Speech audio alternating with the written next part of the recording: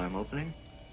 We have an eye, sort of a nostril, 2 teeth. One of the teeth has a small cavity. Close call, folks, but I think we got here just in time. Presented by Maria Menounos and Kevin Undergaro. This is Anatomy of a Movie. In-depth discussions and breakdowns of various movie titles. And now that you've seen the movie, let the dissection begin. Welcome, movie lovers, to another dissection here at Anatomy of a Movie. Today's dissection, a Korean film called Snowpiercer, although 80%, I would even say 90% of it is in English. Yeah, I would agree with you. Which was, I'm not going to complain, but I also don't mind reading subtitles. That's if you were lucky enough to get subtitles in your viewing of this movie. Which not everyone got. We're going to talk about that because that is baffling to me. That is the sound of Sara Stretton. Oh, hi guys. I am Phil Svitek. We have a little bit of short panel today, but over in the booth we have the one, the only Stephen Lemieux, who saw it without subtitles. Hey guys, yeah. I only had body language to go on. Hooray! But the ironic part was, he actually, for the most part, understood it. So it's going to be interesting to get his take on it, and whatever else. So we've got quite a diverse panel. Obviously, we'll talk about the whole theatrical release versus video on demand. Sarah represents the theatrical release side. I represent the video on demand side, and Steven represents the no subtitle side. Hooray. There you go. Overall impression. Overall impressions, I have to preface this with I am biased and I have a complex relationship with this movie. Because first off, when I saw it originally, like the first time I saw it, there was a couple of things that bothered me, but overall I loved it. Mm-hmm. I'm also going to point out that I work in one of the 8 theaters that released this film in the US, one of the first 8. And it was the busiest weekend we've had, like literally all year. It brought in the most people. We had sold out shows every night, and we weren't expecting it because there hadn't been a ton of advertising for Snowpiercer, so we just thought it was going to be just a regular small indie film, and we got slammed. So underneath my opinion of loving this movie, there was also like a slight resentment because it cost me to like not have any sleep and to run around for an entire weekend. On top of that, this is the one of our latest showing movies, and it lasts the longest. So I've watched the ending of this movie about, I don't know, too many times to count. And the ending is one of the parts I don't like the most. So it's literally like watching your least favorite scene, like over and over again. So that's kind of what has stuck with me. But overall, I have a lot of positive things to say. So I just wanted to I need to like make that stance clear that there's so many things I love about this movie, about the story behind it, how it was shot, what it looks like, the acting, so many good things. But sometimes I have this little like love-hate relationship. Exactly. Okay. But it's more because of like a personal basis of how like it has become involved in my life. But so I need to just get that out there. Well, this is a good decompression session for you. Steven, your overall thoughts of the movie?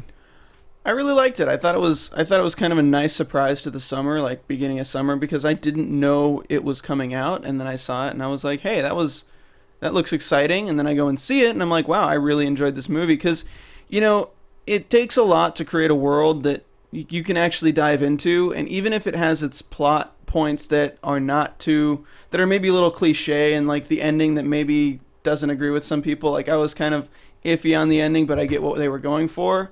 Watching the movie itself, you can dive into this world, you can understand kind of what it is for what it is, and it's kind of a trip. It's a cool trip, and it's a great summer movie to check out and, you know, just enjoy instead of like trying to break it really. I mean, that's what we're here to do, but I'm talking about like if you want to bring your kids to, not your kids, but you know what I mean. I don't think you'd bring your kids to this. I had people asking for refunds because it was too violent for them, so... It was very violent. I'm not sure if it's a kid-friendly movie. Yeah, Steve's got a different impression of how he's going to raise his children. I agree. I really like this movie. For those of you first-time listeners, you can imagine we're going to talk a lot about spoilers. So if you have not seen this movie, please stop now, go see the movie, then check back in. Yeah.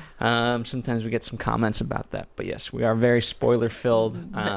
That is what we are. We are spoilers completely. I like this movie because it's a great allegory, kind of, in much in the way that Animal House perhaps is. Obviously, it has its flaws kind of throughout, but it can all be overcome by what it's trying to accomplish.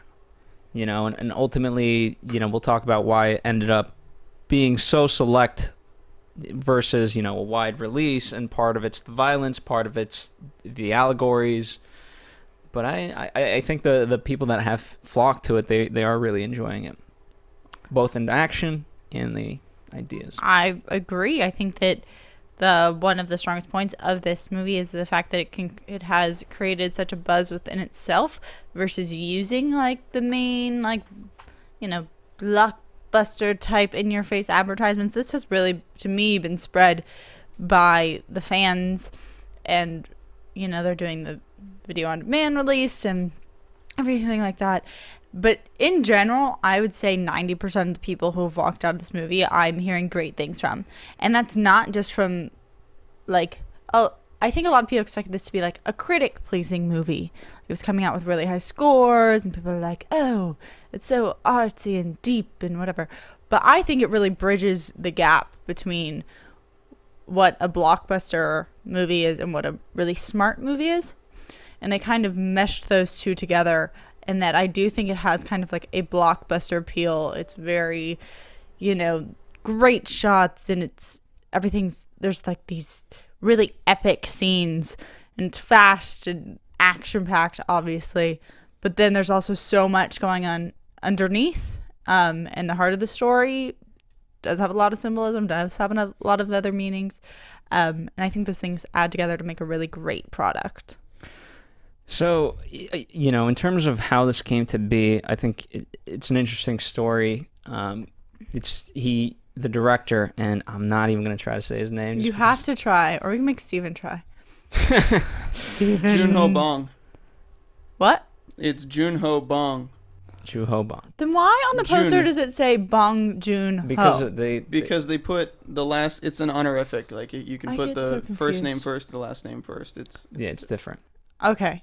There we go. Because it confuses me sometimes. Well, regardless, when he was at the time of The Host, he went to a comic book store that he liked, and he came across this French comic book / graphic novel, and he really felt. You can pronounce that one too. No. Steven? Are you French? Your last name's French, Lemieux. You better be able to pronounce this. And he goes silent. He goes, yeah. Le Transperceneige? I don't know. I can't. You're French. Last name's It's French. it's like the Trainpiercer is basically what it's saying. Anyway, he fell in love with this and really kind of wanted to make it. He consulted with a lot of his friends, in the director community, and they fell in love with it too. And I believe in late 2006, they finally were able to secure the rights to a screen adaptation of this. And that's kind of long and short of it. Eventually, things kind of came together, and we start shooting at around 2012. And definitely the graphic novel was a source of inspiration, and that's where the main plot line comes from for the movie. But he did add his own elements to it. From what I understand, I have not read the graphic novel, but from what I understand, the whole climate change fiasco was not a part of the graphic novel. So he added all of that, kind of as another, sub-storyline and setup. And I think those are interesting choices. And maybe that's bringing this graphic novel into more of what he felt like were current issues. I'm not sure if I completely am on board for that choice or not. I'm on board for that choice because it just, in terms of making it wide scale, it gave it just a reason, just enough to get behind it and move forward from there. And in terms of, it's his own stamp, and I think one of the biggest arguments that we'll certainly talk about later is kind of his stamp versus what other people wanted him to do, and for the most part, it is the movie that he wanted to put out there for better or worse. We'll talk about them wanting to cut 20 minutes out of the movie. Yes, he very much stuck to his artistic guns for this film, which was violence, allegory, and snow. Everyone needs a little bit of snow. It makes it very pretty. I'll give it that. It makes the scope at certain shots just jaw-dropping. I mean, in terms of, to me, there's not, apart from kind of that journey, there's not much else in terms of what I read about the pre-production. But in terms of the production, I love it because they wanted to build 4 trains in a row. Obviously, that they would eventually switch out as they got further and further. Are you talking about how they searched for studio space? Yes. And how they specifically wanted studios that would be long enough to accommodate these 4 trains in a row instead of separating them all? Correct. Okay. I just want... So they went off on that journey, and eventually it came down to 2 places, one in Hungary, one in the Czech Republic, and a Czech producer was able to secure them one of the studio facilities in the Czech Republic, and we have our train. And I like that because most of the, obviously it's all in a train, and so you can redress it, but for the most part you want to have the 4 because they're always kind of looking down. Whenever they're shooting, you can see it to the past, the present, and the future, and that's what each of those can represent. Yes, that's what those can represent. And so I love that aspect of it. I agree. I think that just for also giving them the freedom to move, because you're already so contained in this idea that you're in one train car and that you're in this world that's trapped on a train. Like, there's so much confinement, which is what brings everything to a boil and allows the stakes to be so high. But to also give the actors that space, I think that it improves just how they can shoot it dramatically. Just so I thought it was a really good decision, and something that I was glad he fought for and didn't just be like, okay, we're gonna do each of these studios is a different train. One of the things let's move about, like, keeps everyone kind of in the same movement, in the same mindset, and they can just go. How big do you think each train was? I couldn't get the exact number in terms of any measurement, whether feet, yards, meters. I couldn't figure it out either. For a really long time, I was just trying to figure out how long the actual train itself was supposed to be. Like, how many cars were supposed to be there. Like, there's reports, most of the reports that summarize the movie or talk about the movie, they talk about 100. 100 cars. Yeah. And as as Gilliam and Curtis were talking, he has that line of, like, it doesn't matter whether, you get past 20 to 30 cars. It doesn't matter unless you get to the end. So at least by that notion, let's say, we can safely say maybe 50. Okay. I don't know, because that was something that kind of, I found myself being pulled out and being like, I'm guessing, you presume that you're skipping a lot of cars. You don't get to see the inside of every car because it just that wouldn't make sense. But I was like, how long is this train? What is going on? What is the different sections? And that's fun that you can kind of expand on that in your imagination. Which, by the way, ends up being a lot of drugs that they're giving away. No, it's 2 per car. Yes, that is a lot of drugs. 1 to the daughter, 1 to the father. Yeah. But they get their fair share in the chrono cart later. Then it's all good. So ultimately, it's, he collects, that's a lot of explosive he's collected just on this journey, let alone his. Well, but is it every car or it's just every gate? Maybe they didn't get it, maybe every car doesn't have a gate. I don't know the train structure. I don't either. I'm not Wilford, who's been around this since a young age, although I did play with trains. Which is kind of, as a guy, it's kind of, cool fantasy just in that, you're always playing with trains. So I appreciated that. No. See, maybe that's why I was pulled out. I was like, why would anyone want a train that goes around the world? Because you just do. As a male, you just do. You have train sets. He has this prophetic knowledge of the fact that the world's going to be iced over and they're going to need his train. I mean, go ahead, Steven. I wanted to question you guys too, because I got the feeling that Wilford knew that the world was going to ice over and built this train because of that, do you think Wilford had any like play in creating what they sent in the atmosphere to solve global warming? Because it kind of seems like that was the plan in a way for him to become this deity. I wondered about that too. And for me, my original thought was it was supposed to be something like that. It was something because there's so much thematically about control in this movie and like who has control and who wants control and how everyone wants to be Wilford. So I was like, Wilford just wanted to, as you said, like be this, you know, the leader of everything, the creator, the one they all praise. Who knows?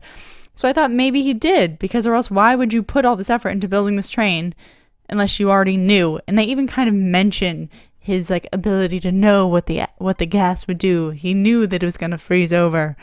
But then when I researched it more and found out that most of the climate bit was added later, just for the movie, not from the graphic novel, it kind of seemed to me that they merged the two plots and they don't exactly link up. Like, that's why there's no clear explanation, because you're putting two things together that weren't originally part of each other. Like the whole global warming being put by this gas, and then all of a sudden you're in a new ice age because the earth reacts to you, and whatever all we try to do doesn't really help humanity. That's the point I was getting. But so I think that you kind of have to make those links yourself because they're not really there. Well, I think it's also an interesting point too, though. If they don't give us everything, it leaves the audience to kind of imagine it. Because I mean, when you put everyone on this train, they're kind of in the same boat where they don't really know what's going on. They have an askew history of everything, and most people on this train were like don't even remember their time before being not on the train. Yeah. So it's kind of interesting to see like what they imagine into it. I agree. Like, especially when you do get the train babies versus people who, like Chris Evans' character, I believe he spent half his life on the train and half off, but he like refuses to remember his childhood. I'm like, 17 years is a long time. Like, you don't remember between when you're born and when you're 17? Come on now. But I mean, not to cut too far forward to the end, but even the kids at the end, though, they didn't really remember who he was when one was walking towards the engine at the end. True. So I mean, I think they just, to deal with the situation, their mind. I think it's also post-traumatic, you know what I mean? Where I mean, he's killed kids, he's eaten, you know, he's talks about eating human flesh and understanding that taste. So he's kind of forgotten the rest of it. And so many people have forgotten, not even just the people from the back of the train, but when you see different characters move up, like when you have the crazy protein bar chef guy who has obviously kind of lost it a little bit and doesn't really seem to be fully there, or when you have the musician when he comes in dressed back in his tux and he doesn't seem to fully recognize that these were the people that he'd been with for 17 years in the back. Like, there was no camaraderie, there was no like welcoming home, there was no sense of family ties. It's like once you moved up a little bit, you kind of lost more of yourself. It was an idea of just functionality over any sort of personality. And that's kind of what it was. And I think, you know, there's a big debate whether this movie is more allegorical towards tyranny or capitalism. I go towards tyranny, just because, again, capitalism, at least there's some sort of person. This just had, everything was focused on the idea of function. And what I like is, in terms of a train, the only place you can go is forward, right, as the actual train. But you within the train are not, you can go backwards and forwards, but you're not really technically moving anywhere besides this one space. Versus how typically we see things in like a hierarchical going up. Yeah. This is just linear. Well, it's not even linear. It's in terms of, because in terms of the track, it's cyclical. There's no destination. The destination is just repeats itself. And if you look at, there's the mathematically, right? Let's say you stir a pot. Mathematicians would argue that you're doing no work at all because you're beginning and ending at the same spot. So even though let's say you've turned butter 300 times over, you've done no work. So you can only really jump outside the train. Correct. Which would mean the only people who did work would be the revolution of the 7 versus all the other revolutions. Yeah. I mean, until this one, obviously. Yeah, I mean, all I'm saying is basically there's nothing to look forward to. There's just sameness. Which is an interesting point of this movie, being that obviously their world festers revolution, and it's like a necessity that these revolutions must like happen. But as you said, nothing's truly happening. And maybe that's why the ending bothers me in a way so much, because if the whole point of all of this is just that everyone's like, there is no solution to humanity, and no matter what anyone tries, it's going to fail again. Because that's what I'm getting out of it. I understand there's like an Adam and Eve thing at the end. I get that. But it's an Adam and Eve in a hostile world that's covered in snow. And, oh yeah, randomly there's a polar bear. Which I'm sure we can talk about because it really bothers me. Well, let's talk about the polar bear. To me, I didn't mind the polar bear, but if you're gonna show evidence of life being supported in this, a polar bear is not the best example in this situation. Thank you. Oh, it drove me insane. First of all, I understand that, like, I was like, maybe it's supposed to be like, oh, right now, climate change, one of our biggest, people who are species that it's hurting is the polar bear. There's all these, like, funds and groups that are like, save the polar bear from global warming. It's like, oh, we actually did save the polar bear. We just killed everyone else. This isn't Dawn of the Planet of the Apes where there was but in Dawn of the Planet of the Apes there was an organization, Gorillas and Apes that helped fund the movie. You guys talked about this. I don't remember talking about that. Yeah, well, check out Dawn of the Planet of the Apes, Anatomy of a Movie. But anyway. Yeah, but for that, and then on top of that, I was like, really? The polar bear is surviving and just randomly happens to be exactly where they get off this train? That and then, I don't mind. And then the polar bear didn't eat them, like, and just kind of waltzed away if there's no food and there's no other real life. I don't know. The polar bear just drove me crazy. I don't know. I just didn't like it. I didn't like it either, but at the same time, I get it. I mean, animals are attracted to random sounds. So the train going by, the polar bear would have been curious, walks by, and then it wouldn't have been like, hey, I'm going to go eat these people, because it'd been like, what the hell are those? Really? I feel like if the world is covered in ice and snow, and, like, people don't think there's life, there's not going to be a lot of things to eat, and if you see anything that could be food, you're going to eat it. Yeah, but if the polar bear is alive thus far, it means it's been finding food fine. Well, yeah, which is a whole nother thing. Which means that basically I'm saying that the animals in the Arctic are probably kind of untouched. And, this is kind of like a conspiracy theory thing going into it.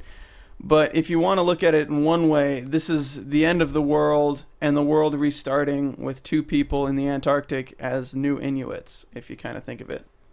Yeah, you could definitely, especially because they do mention the Inuit people like halfway through. I mean, it's kind of weird to think about with like a little kid and her, but Yeah, and the whole Adam and Eve and waiting, whatever. It bothered me. I didn't like it. That's the ending to your movie. It pulled me out. You obviously never read Polar Bear. No, I did not. I did not read that. I'm sorry. And I like polar bears. This is nothing against them. I just want to throw that out there too. Fair enough. Did you like the polar bear though? I didn't think it was the greatest symbol. Shot wise, it looked good, but then at the same time, I'm like, you're shooting white on white already, so you know what I mean. I wanted something, because the whole point was right that they were talking about when they're going through the kind of gardenery, right? Mm-hmm. And then they're talking about this is what's under the snow. So I would have liked to see something under the snow, like just at the top of the mountain, just the tiniest of flowers and green, it's vegetation. Right. So to show to white me, that on shows white, life more than like a giant mass bear that's somehow survived. What about if they had seen like people, like if they had seen like Inuits that were? I think that's too far stretch. You know what I mean? Here's the thing: you need to rebuild an ecosystem. And so, again, that would have just been too convenient, and it would have been like, oh, great, here's this colony of people that knows how to survive. So, you just have to have the slightest glimmer of hope to be able to do this, but I think it's like, a flower. that they can eat and grow and whatever. Yeah, something that, yeah, that's part of it, is that to me, I understood that it was supposed to show there's life in this Adam and Eve thing, but you wanted to see something, to me, in my opinion as well, that was going to be sustaining, that showed that they had a chance in a way. And to me, a polar bear does not show that they have a chance. It shows to me that they're going to be eaten and everyone's going to die. Well, at least they didn't. And everyone already did die, so I don't think they're going to hold any restraints against killing innocent. At least they didn't show like children. Jake Gyllenhaal in the library and like cross over into Day After Tomorrow. Because I did get kind of that Perfect. feel from it a little bit, the Day After Tomorrow, because like this huge superstorm just freezes everything and there's only one place where you're safe. So I don't know. That's true. And I think that people have. I'm waiting for the opposite. Have you guys ever seen like a movie where global warming like makes everything super like hot and boiling and no one can survive? That's what I'm waiting for. Yeah, We've done the snow. It's happened. I haven't seen that. While we're on that comparison, again, I think it's original enough, but there's tons of homages. To me, the idea of Finding Wilfred is like The Prisoner, where it's a British TV show from the 1968, where he has everyone's labeled as a number and he has to find number one. You're familiar? I've heard of it. I don't think I've ever seen it. Fair enough. So I think there's that comparison.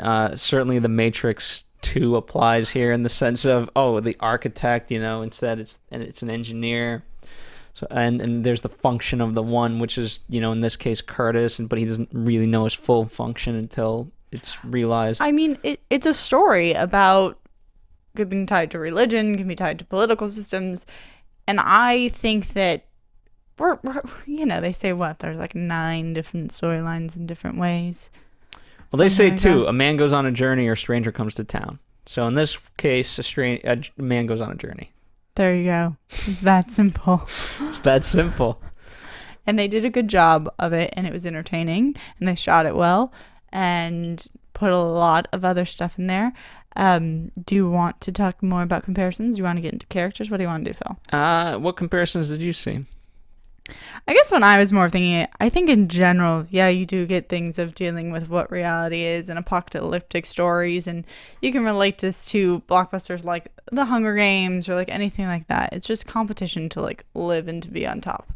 I get that. For me, what was more interesting to think about was the comparisons to other movies that have this kind of crossover between being an independent film and being a big blockbuster, and films that are starting to kind of bridge that gap. And I think it comes from a lot of A-list Hollywood stars going back and forth between huge budget movies and smaller films. And that's happening a lot right now. Like, you're seeing every film festival just filled with A-listers. There's not a ton of newcomers like in some of these movies. And so for me, I know I was reading online, someone like compared it to like Drive, and to me that really clicked. Like, they're totally different movies.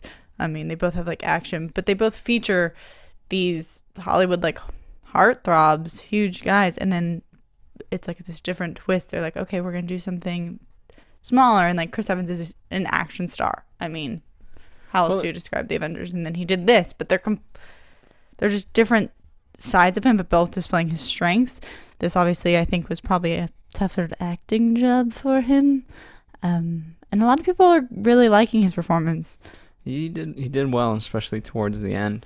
To me, there's a comparison. Now I want to talk about what stops this from being a big blockbuster, because and unfortunately Dimitri isn't here to talk about the full exhibition side of everything. But when Harvey Weinstein, and there's some conflicting reports, but the stuff that most places talk about and have as the same. Some drama. There was drama. He saw the movie in its final form. He wanted to cut out about 20 minutes, people say towards the end. And supposedly add bookendings. To add bookendings and things in that nature. The director did not want to change it.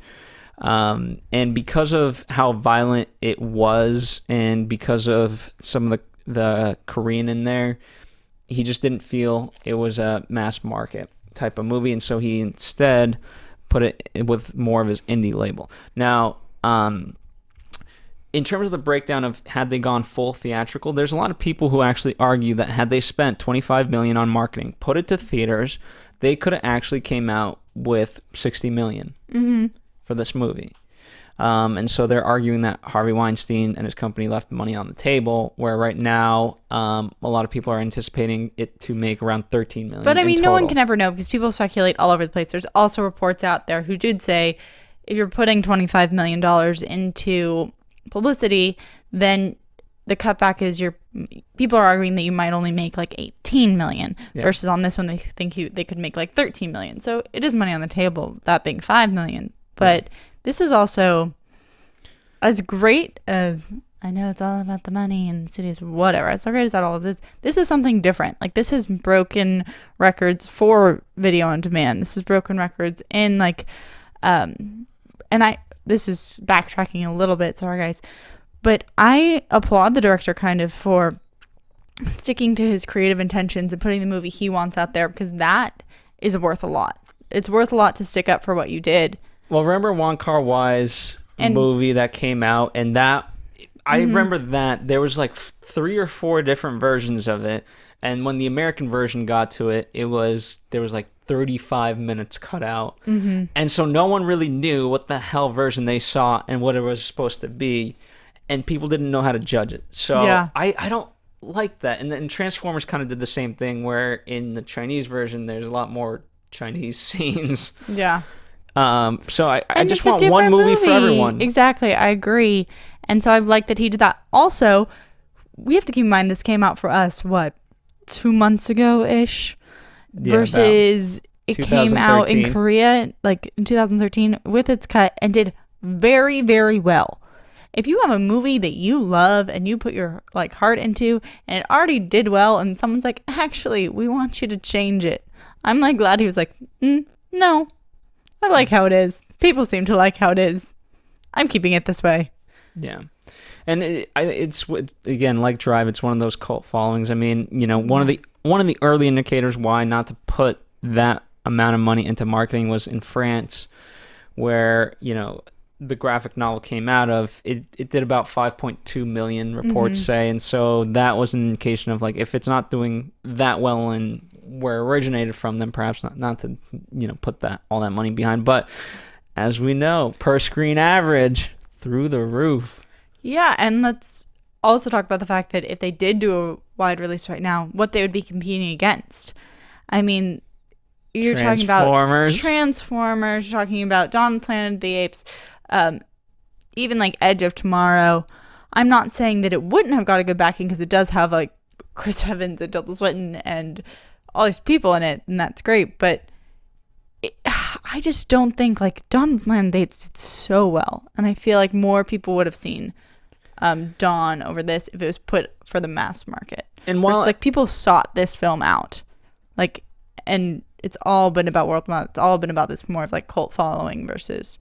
And I really like Snowpiercer, but at the same time, to me, it's still, again, there's a lot of comparisons to other movies. Even Noah, kind of Noah, I can compare it to that just came out recently, or at least relatively recently, and it's not fully original. I don't know. There's just something missing from making it like Inception, making it like The Matrix, something that we've never truly seen. And I think that to me is what is ultimately holding it back from a full wide release. It's not, to me, it's honestly the violence and whatever else. I think people ultimately can gravitate towards a smart movie, which I think what Dawn of the Planet of the Apes is. I think Dawn of the Planet of the Apes did very well with a lot of their subject matter. But I think it's that slight thing that's fully hindering it. I'm trying to think what hinders this movie for me. I really like the premise. The polar bear. Besides the polar bear, which I don't mean to harp on, although I totally am, so sorry. I like the world. I like how Steven mentioned that you get to really dive in and you get to kind of be contained with them. I really like that. What's holding it back for me is I'm coming out of this movie who I attached to, the characters I attached to, were a lot of the supporting, which is great. Like, they had really good supporting actors. But I came out of this with my favorite moments coming from a lot of people who died, like Tilda Swinton, like. Well, how about this? Let's talk about the actors, but that's an interesting point because one of the things that, at least for American audiences, throws it off is that, and why I think we're talking about the ending so heavily is because Curtis, his whole journey is this him becoming a hero, him becoming a leader, and it's great that he sacrifices himself, but ultimately we're positioned and used to. We've been conditioned to have our hero survive and be able to actually lead. Yeah, Versus I don't think it's the fact that two people came out of it alive. It's that Curtis isn't the one that came out of it alive. But he goes through this journey, and the way the sacrifice is an acceptance, and it is a parallel to the fact that he couldn't sacrifice in the beginning, and then he has a small sacrifice of his arm, and then a smaller sacrifice of his arm, and then he can make the great sacrifice of his life. But he does it in kind of, to me, like well, I don't really like this, and I don't really want to live as much or be here. I don't know. Ultimately, he didn't make the choice of what was going to happen next. He didn't, you know what I mean? Had he said, like, hey, I'm going to sacrifice not only my arm, but my life, so that way you can open that door and put the explosives there and be out in the world. Versus just this reactionary. Yeah, he wasn't. He never made that choice to do something. That's true. And I think, I think that's where the weakness lies. For an American audience, for a foreign audience, I think they're very used to that type of thing. It's just a different way of telling stories. I agree. It's just it's true. We expect the people for us most to connect to or have emotions towards are going to be your Curtis character, your Wilford character, maybe your Gilliam or those. But where I was connecting was to Nam, to Yona, to what was her name in the movie? It's played by Octavia Spencer. Tanya? Yeah, I just always refer to her as Octavia Spencer. Yeah, I do too. But like those were the people, or the woman looking for a child. Those were the people I was like rooting for. That's who my heart was with, and like that's like as much as I enjoyed watching Chris, I wasn't standing alongside him. I was standing alongside like Octavia, like Andrew, and like those were the people who I was rallying to get out. I want to. For one of the things that kind of killed the movie for me, in just one of the things I did not like about the movie, is that it was so easy for the characters we know to die, but then when they fight that one guy, like he just will not die, and it's like the like cyborg. Yeah, it got unrealistic to the point where I was watching it with a friend. We were just laughing because we're just like, this is so dumb that he's not dead. And what was his motivation? Why was he so centered on killing Yona? Yeah, we don't even know like what his connection to Wilfred was, aside from just being big badass bodyguard dude. I guess he was like the head of the black hooded people, but it's still, I think that character single-handedly brought the movie down one or two ratings. He was so zeroed in on Yona. I understand being zeroed in on Curtis because he, is leading a revolution.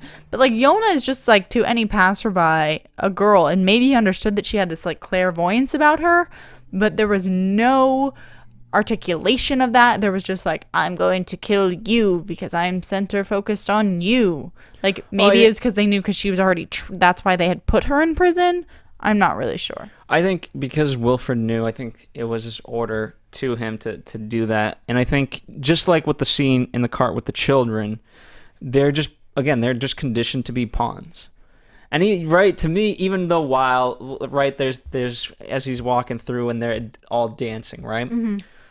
I don't think they're enjoying it, right? And they talk about like, at first when, they take the guy away because he's, a Boston Orchestra Symphony violinist, you imagine that they're enjoying this, right? Mm-hmm. That yes, they don't really care about the misery of the tail end of the train, but they're enjoying the music.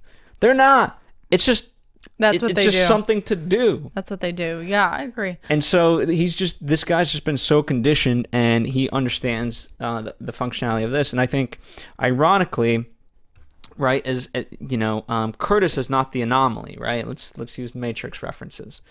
Curtis is, he's doing his function. He's supposed to get to the front of the train. No, he's not supposed to get to the front, is he? Did you get that he was supposed to? I That felt was like his it was function. a change in decision that one time, after he made it back a certain point, then he was like, okay, now your function has become to the front. I don't think from the very beginning, Wilfred was like, this guy's going to make it all the way. But they said even, that they've been talking a while, and that Gillian, they've been phoning each other. And of course. And even, I don't know, the movie presented it like his purpose, right? Everyone has that function. His purpose was to get to the front of the train. Okay. Whether it was, his birth destiny, I don't know, but eventually as him on the train. Interesting. I took it kind of as his destiny was to lead a revolution and to get to a certain point, and then he passed that point, in which case Wilfred was like, this guy can't make it to the front. And I think there was a turning point where, I guess in my opinion, I read it as Gilliam was part of this plan, but it was not part of his plan for Gilliam to originally die. And the plan kind of altered by how far Curtis was able to go. But I think I don't know, I think to me... I'm not sure if I'm right. That's just how I felt. I get that. Gilliam, to me, I think he was smarter than he let on, and I think he knew that this whole thing, in order to keep the balance, he needed to die. I think at what point he knew this was going to happen or not, I don't know, but he knew that was going to be his ultimate end.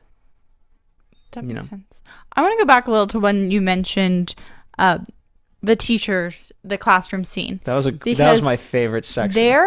What I will very much applaud this movie for is taking risks. There is so many scenes that you could totally push off as over the top, and they, to me, made them work. And they just went over and beyond. Specifically in the school scene, how they have the musical number, how they have the full eye twitch with as she spins around the piano and she's singing and her eye is twitching. That is so over the top.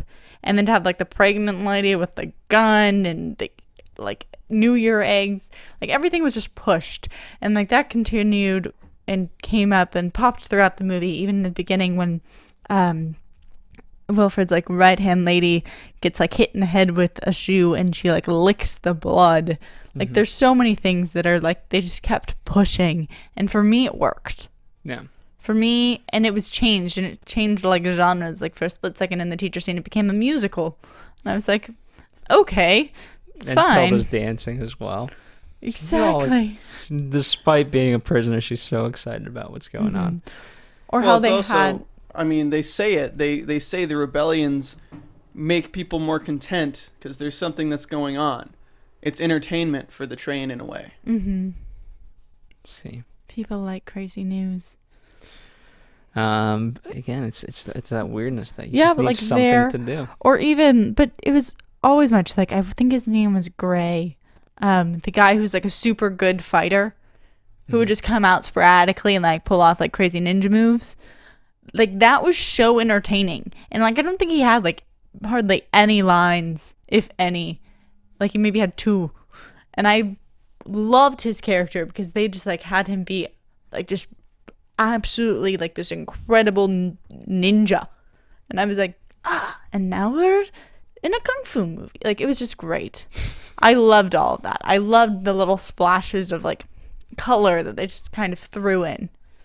Yeah, I mean they certainly they used a huge scope. Again, you would think that because it's a train, things would kind of be the same. But and I want to ask you guys what your favorite section was. But right at the tail end is very bleak. Mm-hmm. When we have the dancing scene, it's very purple. The kids, it's very yellow. We have that in full darkness, so we have night vision, and that was really cool. They just threw in and let's use this now. So I really enjoyed it, but let's start with you, Sarah. What was your favorite portion of the movie? My favorite portion of the movie. I'm not really sure what my favorite. I thought different. It's hard to compare them because each section was so different color-wise, scope-wise. Like the sauna room had the mist, or the aquarium, which felt like, it literally felt like I was in one of those, like, in a museum, and it felt so real to me. But they were all so different, and I really liked that. And I think each scene very much portrayed the mood of that, up to even the engine, how it was just that the openness of being in that engine, everything completely being able to be tucked away and hidden throughout the entire room, versus where you have the back of the train, everything's in your face and everyone's personal lives are shoved at you and you can't get away from like anything. It's just crowded and people living on top of each other, and just how we made these differences from place to place, and everything was, you needed one frame. There's just like one picture for them to set up the entire setting of that section. Like even the drug den, how it was like in these like pits and the fur coats, and it was like you could almost like smell it. It was just, so that, I don't know if I could find an exact specific moment that I really liked. I really enjoyed when they were just like barging through and doing that first breakdown of like all the gates, and then you had everyone running on top of the chained like barrels, and those moments were all great to me. So Steven, what about you? hard. What was your favorite portion of the train? Well, they could have taken this movie in so many different ways, and I'm going to reference something, make a comparison here in a second, but my favorite part of the train was when they open the door and all the guys are standing there with hatchets and the black masks and everything. Did you like the fish? I like the fish, and I like the allegory of, like, you know, like we have to control the population because we can only have sushi one time a year. That's kind of speaking to the people who are overfishing the bluefin tuna right now. But that scene, like the way it was shot and the way it's opened up to you, it's terrifying. And it reminded me of like a Silent Hill game where you just go into a room, or maybe Dark Souls where you go into a room and you're just like, you see something and you just want to run the hell out of there and just crawl in a corner and cry. That was ridiculous. That was also a really good scene to me, because how they did mix that really menacing, scary approach with also ritual. Because so many times we just see people who are fighters and, you know, just in a way brutes.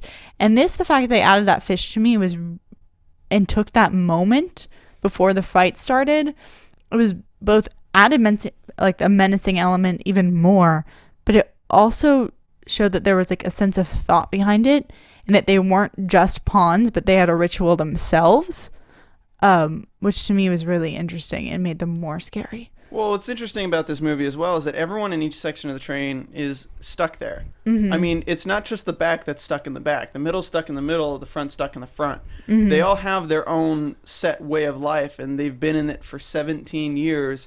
They're all trapped in their own special little hell, just maybe some are more comfortable than others.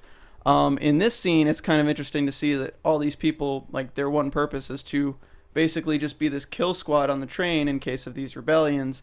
And you know what I actually really liked about this scene as well is that they didn't just run at them and start hacking away. Like, they had that scene where they're like kind of testing it, like who's gonna go first. Because all the movies, like where you see two groups of people running into each other, they always just run without any hesitation. And this kind of was a more humanistic look at, like, people are kind of like, who's gonna go first? I mean, we have the hatchets, but like, the waters. we're still gonna die. Like, yeah.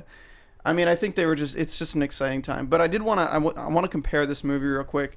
And I know you guys are going to be totally lost on this, but BioShock. I'm not lost on BioShock. Okay. Ha! I'm really bad at it, but I have played it.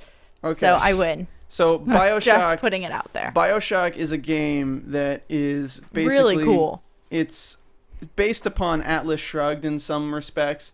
It's a utopia built under the sea in like the 40s or 50s, where people can run rampant with their science or whatever.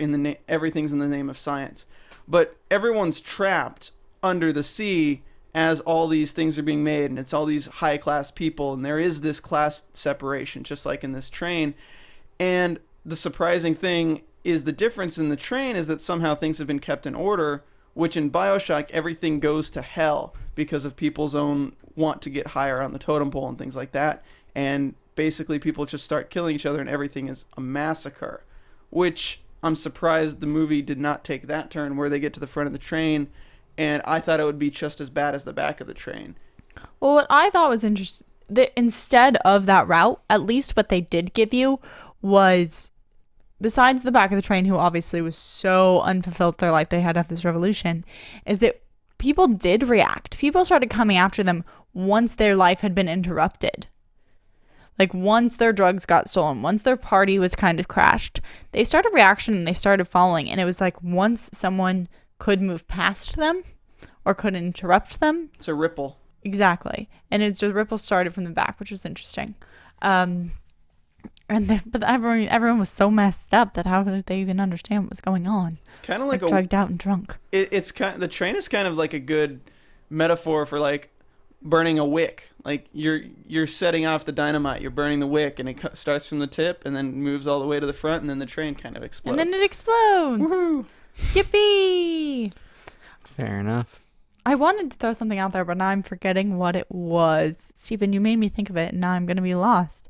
So let's talk about something else, because I have to find what I was thinking. Speaking of movie comparisons, I did want to compare this to The Giver, and ironically enough, it is being released under the same banner. This and The Giver. What do you mean? It's released under the same banner? Radius is releasing Radius The Giver. The Giver makes me nervous. It's one of my favorite books. It's really... It will certainly be interesting. What else was I going to say? Oh, going back to kind of distribution, one of the things that I did want to mention was the success of it, right? Very rarely are movie theaters cooperative to do kind of a release that soon on video on demand. So the fact that, you're one of 8 theaters in the country that kind of agreed to it where, 2 weeks after this comes out in theaters, it's released on video on demand. Which is usually there's a 90-day window. And they're breaking all the rules. They did. And doing well.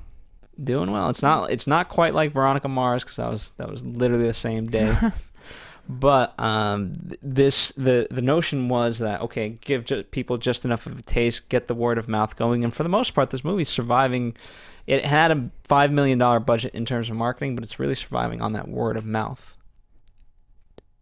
Is that how you heard about it? How'd you hear about this movie? You. I saw it on You have Rotten a mouth? Tomatoes. What? You saw it on Rotten Tomatoes? I saw it on Rotten Tomatoes and like, that looks interesting. And then I asked you guys and you were like, yeah, it's at my theater. Gotcha. Yay! Thanks to me, these folks have seen it. I'm taking credit. Do you guys want to know some fun facts? Go ahead. About this film? First of all, this one I got from someone else online. They pointed it out and I was like, that is so true. So I'm going to call them out on the fact that they make a very clear point to say that Curtis is the only person who's ever gone from the back of the train to the front. This is not true. There are multiple other people who have done this. First of all, his right-hand crazy lady, who I really liked her. She was nuts, and I really enjoyed watching her being nuts. They costumed her well. She was so easily identifiable. In the yellow and everything, and her hair, yes. But she was just like, gave zero thoughts, sorry. But she just was just like, nope, this is my role. She reminded me of Pam from Archer. I could see it. But so she has crossed the entire train. True, she went from front to back to front, but she still has crossed it. Number 2, all the little kids they've taken over time. They've all done the exact same path. Yeah, but they don't remember. It doesn't matter. They did it. Okay. I'm just pointing that out. I just want it to be known that he was not the first. And that really we need to say, good job, kids. On this second point I wanted to point out is that one of the things that I really liked in this movie was how they had the artists in the back of the train who did all the pictures. And I looked it up, and the person who did those was the actual creator of Les Transperceneige. I can't pronounce that. I'm sorry. I'm not French. The French graphic novel. And so I liked that they brought him in to do those, and they were very cool and very well done. And I thought were a nice little point for the movie, because I think, to me, that was a really real thing, that they did find ways to connect and to make a home and to have something that did provide them with remembering what they're going through, because so many people forget in this, and that they had these things to hold on to, and that it was happening in the back of the train. They were the ones who were remembering and knowing. And I thought that visually they added a lot. So I just want to throw this a little out there. Fair enough. Well, I mean, what else you guys want to talk about? For me, I've talked all I have to necessarily say about We this. should mention, I need to re-listen to the soundtrack again, because I think what you come out of this with is so many images. I think back to this movie and it's just like shot after shot like flashes through my mind, and there's so much variety in it. From there's fast. What I like is there's fast movement, and then it takes its time, especially in let's talk, the sauna scene. Mm-hmm. It's just so creepy because it's. I don't remember if there's music, but it's very quiet. Mm-hmm. And then he looks at the woman, and she's like, "What are you doing here?" and he moves her aside. Yeah. There's so many, and like the end shots of as like the fire is like burning in the background, and everyone's like cloaked in this like red and to the grays, and I just thought that visually you come out of this so impacted, and like with so many. For me, it's just like still shots in my mind, and they're breathtakingly visual. To me, this sounds like such a silly comparison, but it's how I actually can't even make it because I'll get made fun of. Never mind. Fair enough. So have we even really dove into the plot really, or were you thinking of wrapping this up? Because I mean, we haven't mentioned about how he tells the story of when he was 17, he almost cut his arm off to feed people because everyone in the back of the train was feeding each other, and how that ties back into at the end as well when he gives up his arm. When he gives up his arm for the little kids. He gives up his arm. And how the motion is the same motion that the Mason uses in all of her speeches. Oh, was it? Yeah. I didn't realize. If you notice, Tilda Swinton, which is kind of an interesting point, that as she like describes everyone's function in the very beginning of the movie when she's talking about the shoe on the head and all of that stuff. Which comes back later when the guy makes her walk around with a shoe on her head. There's a lot, yeah. But she does with her hand multiple times. She does like the reach forward, the twist, the pull back, or whatever the exact movement is with her arm. And that is the exact same movement that the children are using to reach in and replace the part. Oh, yeah. I didn't even notice that. And then there's the guy at the beginning where they put his arm outside the train to burn it off. I mean, the arm just is a very signal thing in this movie. And then I didn't want to just say, like, as somebody who watched the movie without any subtitles, it was interesting to see how the acting comes off. And I kind of am glad that I watched it without subtitles because it makes you think more. It makes you try to understand, and you're in the same kind of position that Chris Evans is in the movie, not knowing the language, trying to understand what he's saying, and kind of making the body language explain it to you. So I really kind of enjoyed it from that standpoint. So I do recommend you watch it without the subtitles if you do get a chance and want to. Because, I mean, I still kind of understood the whole story, and it was like not shoved down my throat. It was more of like a thing of discovery as opposed to a thing of this is what's going on. Well, and just with my conversation, I mean, Steven, you and I talked a little bit about this before, and I think that Steven did get like most of this entire movie without subtitles. The one thing I'll point out to you, if there's anyone listening or watching who did not see the subtitle version, one key point to me is that the reason they're looking out the window is because he sees a plane under the bridge, and he's been watching it for years, and originally he can only see part of, like, I believe the tail fin, and then as the years go by he started to see more and more, and this year he has seen the wings, which leads them to believe that it's getting warmer and that it can sustain life, because that's all done through his dialogue. So if you didn't see the subtitle version, that's what that means. I just thought that because they should know. Fair enough. What else? I mean, we've kind of briefly touched on the editing, but again, the pacing overall was very good. In terms of the notion to cut out 20 minutes, I keep reading that it was the last 20 minutes that were, not necessarily the exact 20 minutes, but a chunk of it. What do you think could have been taken away? And would I know we are applauding the director for sticking to his vision, but could this theoretically movie have worked without? I mean, I think that goes back to the point that I made about as Ed Harris, great actor. I understand having the overpowering, like, Wilford figure.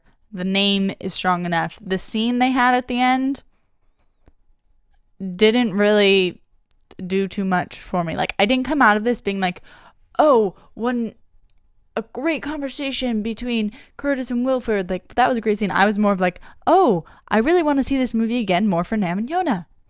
Like, they were so interesting. But I think functionally needed. I mean, what I applaud this movie for, it just threw you right into it. You don't know the rules, and you're kind of finding out as you go along, and things are revealed. You know, exposition as ammunition rather than like, hey, years ago that you get kind of what you need, and then you're figuring it out.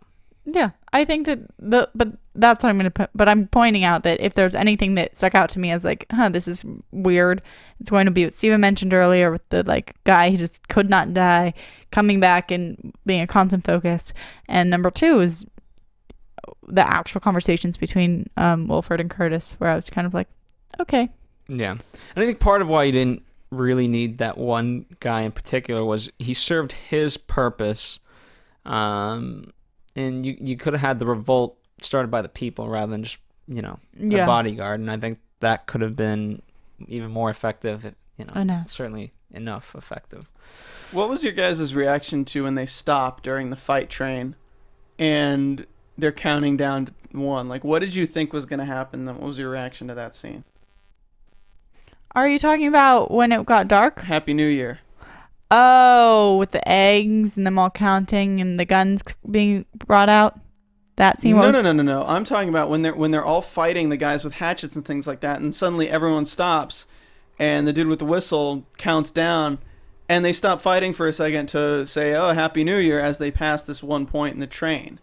Like, I thought it was interesting. It made sense to me that they were willing to... The guys with the hatchets were willing to stop fighting, to celebrate, because I don't know, it's one of the only ritual they establish that people are so conditioned in this that they have songs they sing, they have stories they've heard 100 times, and part of them which keeps them happy is this repetition, is this element of control that they have in their lives. And I think that their celebration of the new year reflects that.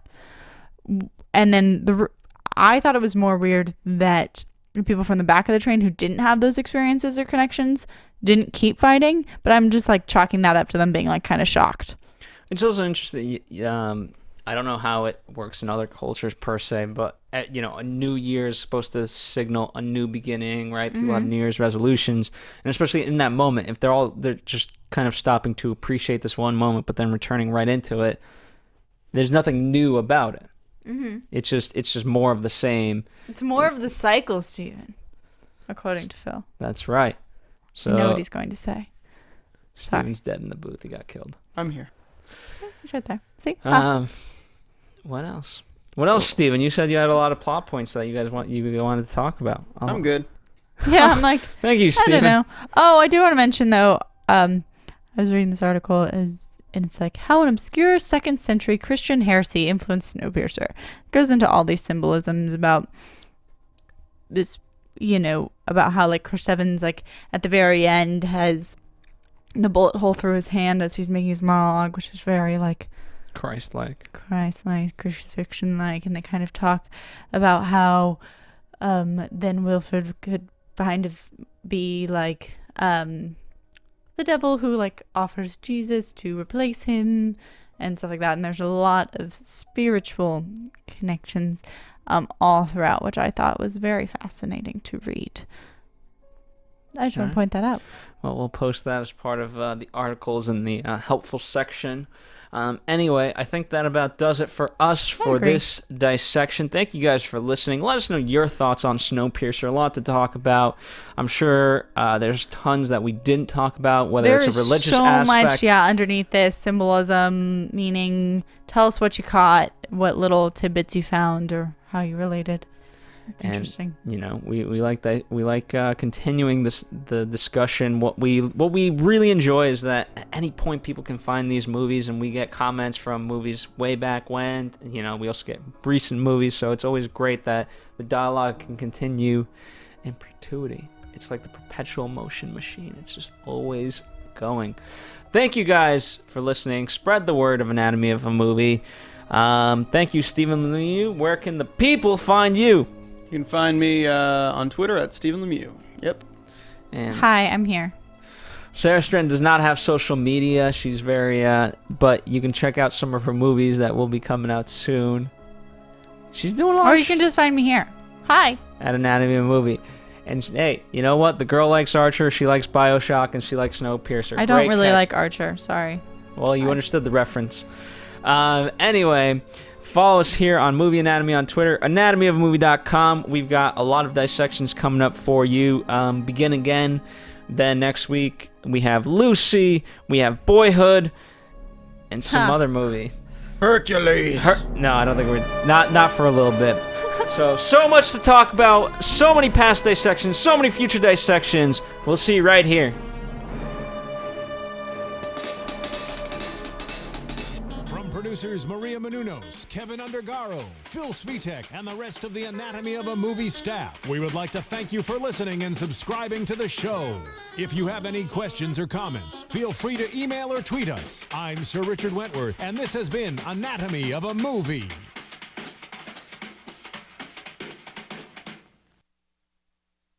Thanks for watching Anatomy of a Movie on YouTube. For more on your favorite movies, subscribe to our channel here and be sure to let us know what you think in our comment section below here. Bye.